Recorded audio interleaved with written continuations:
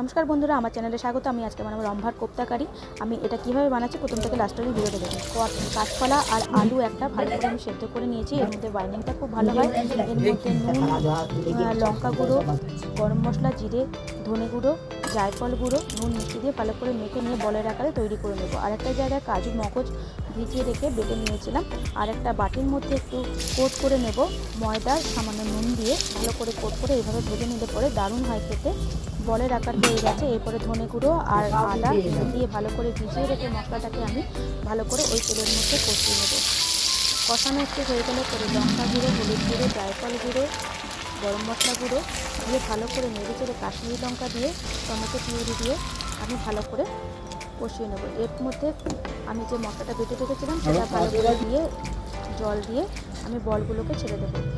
হয়ে গেলে পরে আমি ফ্রেশ ক্রিম দিয়ে নামিয়ে ফেলবো। যারা যারা দেখছেন, ফলো করছেন, অসংখ্য